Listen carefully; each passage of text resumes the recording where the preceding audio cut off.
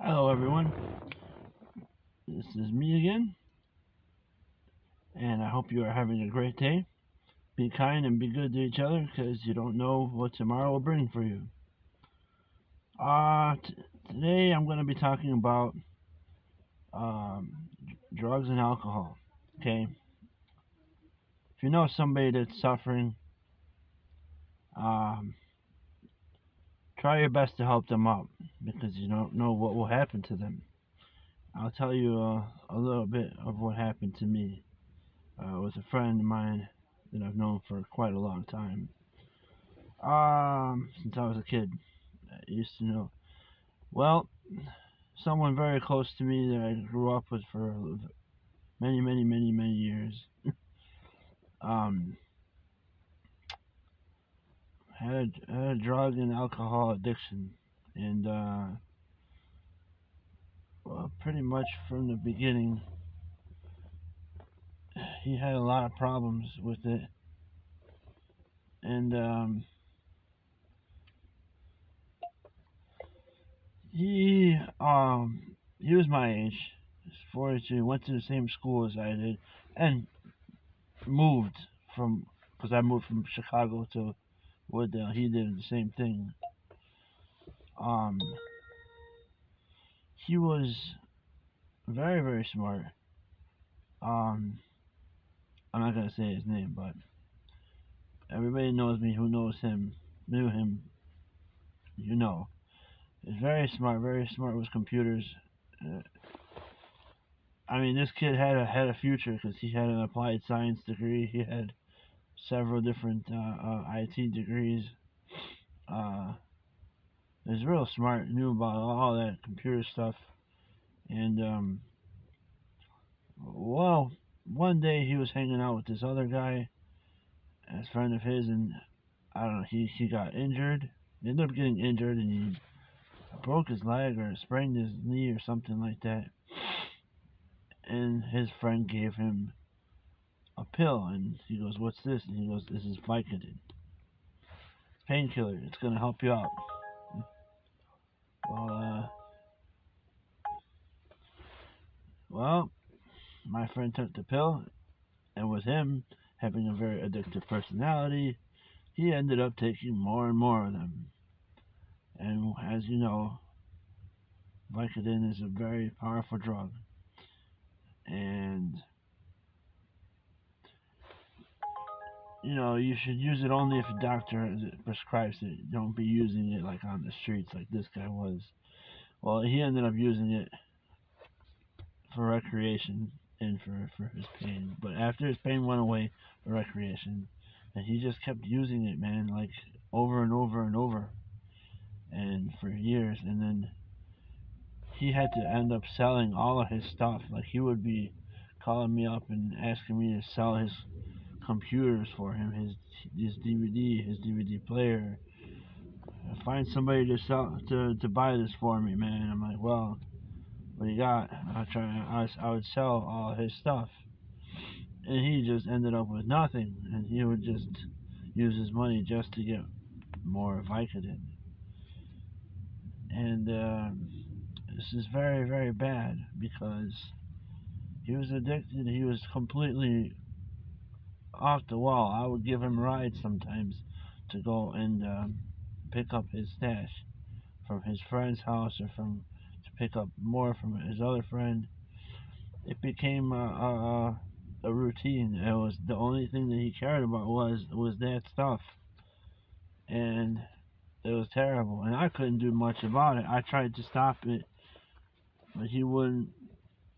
A person that's addicted like that has to first accept that they are an addict, and then the second step would be to stop with this because it was killing him. This kid ended up getting kicked out of his house, and one day I was at work because I used to work at a retail place from 1 to 9 p.m. and I'd get a phone call from someone saying that my house got broken into, and I'm like, what? And like, yeah, apparently this person had had broken into my house by breaking through the window, and just and I came home and I'm like, what's going on here? I went down there and it's my friend. He broke into the basement, said he's sorry because he didn't have a place to go. He had to break in. Terrible thing, man. Terrible thing. Me, I'm forgiving. I'm pretty much will be like, okay, I understand.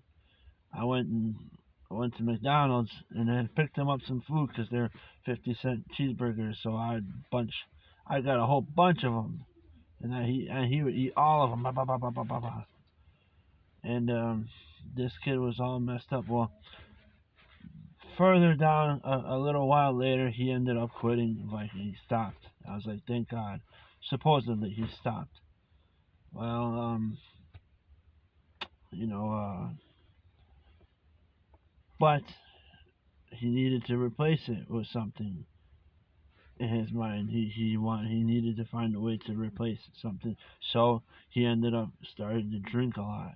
He started drinking vodka a lot, going to the liquor store all the time, putting his change on the counter, and letting the liquor store lady count everything all the time.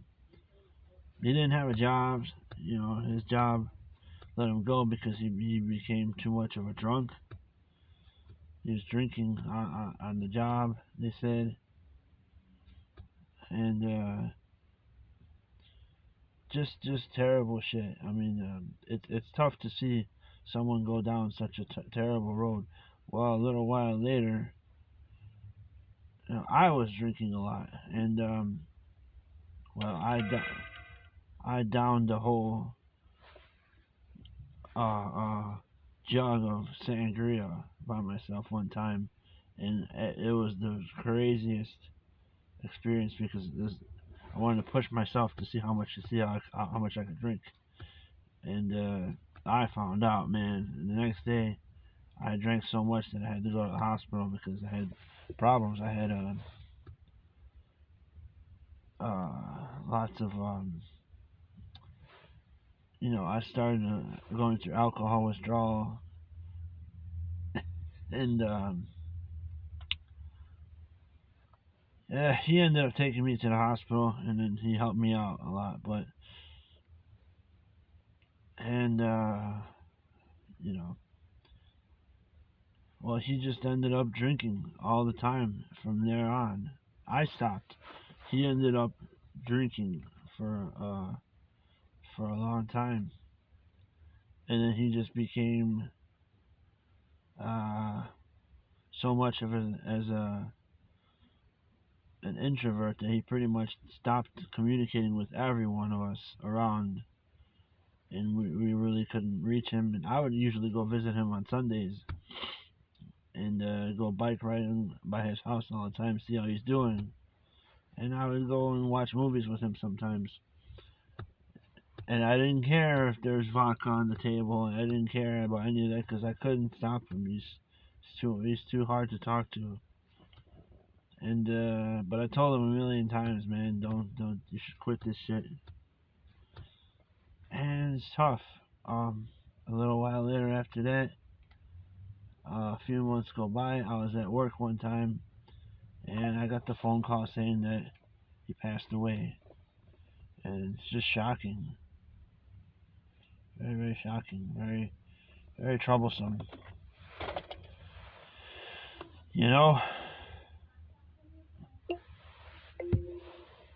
And I miss him to this day. I miss all the crazy stuff we used to do.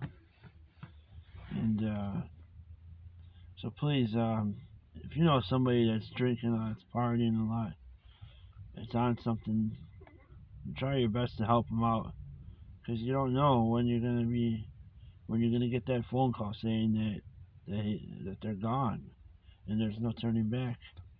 It's over, and so it's tough. Um, yeah, and we ended up having to go to his funeral, and I went to a funeral previously 2 weeks before, and Now I had to go to another one. So I was losing it. I'm still depressed about that stuff. I'm still sad that I miss him. He was one of us. He was very close to me. You know, he had a lot of friends. Very, very cool dude. Uh, I've known him for so many years. Very tough to go to see him take on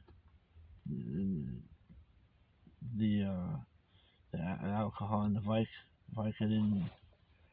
But he made his own decision, and I just hope that you guys understand to help each other out. If you're having trouble with drinking, man, go get help. Don't be trying to do it on your own, because it's really tough. Hopefully that this will help you out in the long run. Maybe it'd be cool if this helps someone. um. So please, people, don't be an alcoholic. Don't be a drug addict, man. Don't do drugs. Don't drink, because that shit's just gonna finish you off, and it's gonna leave nothing behind. It's just gonna make everybody sad that you're gone. And if you know somebody that's struggling, man, try to help them. And that's all that you can do. Anyway, I'm gonna go. Thank you for watching. If you know anybody that's going through this stuff, let me know. Say hello and rock on. Be good to each other. Be kind. Be good. And I'll see y'all next day. Thank you. Bye bye. Oh, and be sure to like and subscribe to this channel for more cool stuff. Take it easy.